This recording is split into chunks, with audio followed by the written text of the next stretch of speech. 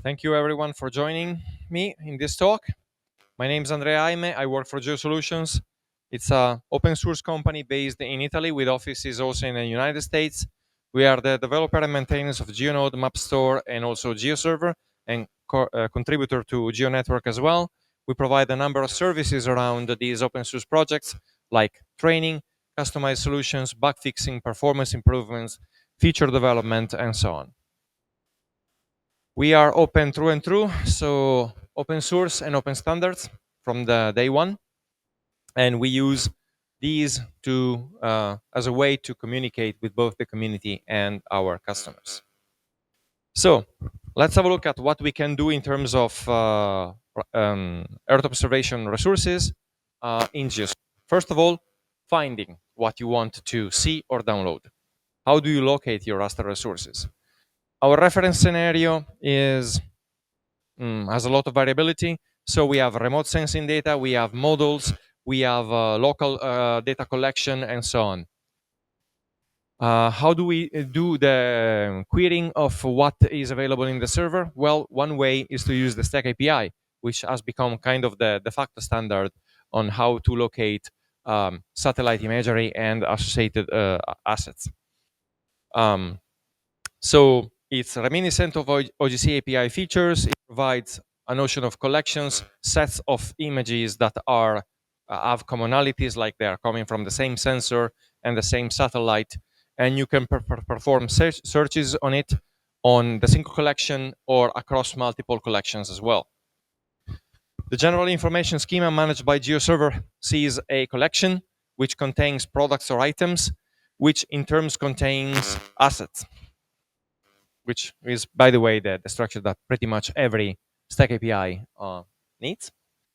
The STAC API can be customized to your hard content. This is a customization performed by the German Space Agency, DLR. The STAC API has a JSON representation, but in GeoServer it also has an HTML representation that you can browse through a common browser. And this is the landing page that's customized by DLR. This is the collections as customized by DLR. They added a little preview of each collection. Then we drill into one collection, a little bit more properties. Then we drill into the items and have a list of all the items. And then on each single item, they added a nice preview of the bounding box, a preview of the data, and nice looking links for downloading all the assets in a product. The data schema in the data storage can be fully customized or almost fully customized. There are a few properties that we need. Everything else you can customize to your hard content. You can add extra columns. You can remove the ones that you don't care about. And then you can customize through templating both the HTML and the JSON representation of products and collections. We also support OpenSearch for EO, which is kind of the previous attempt from OGC to do searches. It's working on top of the same database, so if you need to do OpenSearch for whatever reason to support all the clients, you can just run it and expose it. We have a REST API for ingestion and configuration of new collections and new products in the collection, which manages from a REST point of view the database behind the stack on OpenSearch for EO. If you prefer, you can just write on the database itself. Okay, so let's say that we have located what we want using the catalogs. Now, how do we access the actual raster data? Well, in GeoServer, we have, well, STAC has a notion of assets that allow you to download each single file related to the product. Think about Sentinel-2. It will have typically 13 plus files, one for each band with the raw raster data, plus some metadata files and so on. And this is one way to get to your data, raw data download without any intermediate structure. The files can be located on local file system, on HTTP servers, on S3, and other blob storage. If we are targeting COGs on blob storage, the GeoServer can actually use the index to actually produce maps. And we have a COG plugin that can read from HTTP, from Azure, from Google, and from S3, and use that to deliver maps. We also have an older S3 GeoTIFF plugin developed by the old Boundless that can read any GeoTIFF from S3, not just COGs. It's less efficient, but it doesn't require you to reprocess all your data into COGs. The COG plugin has the classic structure of leveraging the structure of the COG to do minimal reads out of HTTP, S3, or whatever. So it's as efficient as possible. Once it finds the tiles that you need to fetch, it's going to fetch only them from the blob storage. Okay, now we know how we access the data. How do we put it together? Many collections are time-based and they contain many satellite images. And so we have the mosaicing subsystem that put them back together into a single seamless result.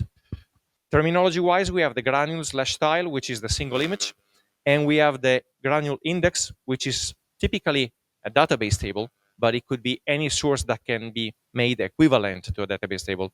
It could be Elasticsearch, it could be MongoDB, it can be the stack index itself. And the index contains location of the image, time, elevation, cloud cover, whatever you need to perform filtering on the images and figuring out which images you actually want to include in the mosaicing. The mosaicing subsystem gives you almost complete freedom. Images can be overlapping as they please. They can be in different formats. They can be within reason in different color models. You can mix gray and RGB images, paletted and as well, and so on. You cannot mix a digital elevation model with a RGB image. That you cannot do. And they can be in different reference systems, which is important because Sentinel and friends tend to provide the data in the UTM zone, which is the most suitable for that one product. The mosaic index is then our granule lookup system. And as I said, it can be stored in a number of data sources, including the Stack API itself. We have columns that can become dimensions for WMS, so time, elevation, and customized dimension, and they can be dynamically discovered through get capabilities, describe coverage, but we also have a special protocol that we call WMTS multidimensional that allows you to say, okay, given this bounding box, which times do I have in that bounding box, in that specific bounding box? And so I can do drilling or tell me all the times between that you have between 2004 and 2005, and it might start telling you, oh, I have 5 million times. Sorry, there are too many. I'm just telling you the beginning and the end. And then you start drilling down, and when you have a suitable amount of times, then it's going to expand them into a list. The internal stack server can be used as an index, and through the REST API, we can say, please generate me a WMS layer out of this collection, or out of this subset of images in that collection, matching a certain filter. We can even use an external Stack API as an index. You have a Stack server somewhere. We can bind to it and use it as an index for an image mosaic. Through the presentation, I have a bunch of documentation links. The presentation is already available from the talks section of the website. If you are interested in drilling down in these topics, each section has a number of extra links that you can use for exploration and learning. I'm not going to go through them right now. Okay, image mosaic. What's fun about it? Well, filtering and sorting. The mosaic index can be filtered upon using CQL. And filtering the mosaic index means filtering the images that you are going to compose on screen on the WMS or WMTS. We can also do sorting. So you can do stuff like, give me all the images that have less than 10% cloud cover and put on top the most recent ones. Or 10% cloud cover and put on top the ones that have the least cloud coverage, and so on. So this allows you to perform the image compositing that you are interested into. We have a notion of coverage views, which is a way to take your raw raster and reorganize it a bit in a different structure. This is one example of having a grid file. It could have been a netcdf, which has two separate coverages, one for the magnitude and one for the direction of the wind. We can take them, bind them together into a single coverage with both information, and then do wind barbs on top of it. Another interesting bit is something like Sentinel. I have my 13 bands. They are 13 separate files at different resolution, 10, 20, and 60 or something like that. I don't remember by heart. We can use coverage views to bind them together into a single virtual raster that has 13 bands using the resolution of the best or the worst of the source files. Finally, no, not finally, we have support for hyperspectral imagery. So in case you have these images that have 500 bands, 1000 bands, GeoServer has been modified significantly to support them efficiently. Once upon a time, it was not that good, but now it's doing the, let's say, the right thing to support them efficiently. And finally, yes, new in 227X, you actually have to download, I think, 227.2, which has been released yesterday. We have support for GIFL, our raster algebra, directly in the coverage view definition. So you can define, you can start from your 13 bands and say, wait, I just want to compute NDVI on top of it. And then that layer will compute NDVI on the fly on a request by request basis from the raw bands, from all the protocols, from WMS, WCS, WPS. Every time you access that layer, it will compute the GIFL. It will compute the GIFL algebra on the fly. GIFL is interesting because it's quite efficient. It's not an interpreted system. We turn it into Java code. We compile the Java code into bytecode on the fly, and then it runs directly on the JVM as if it was any other Java code. It runs enough. The just-in-time compilers turns it into native code, and then it runs at native speed. More documentation links for you. The services, visualization.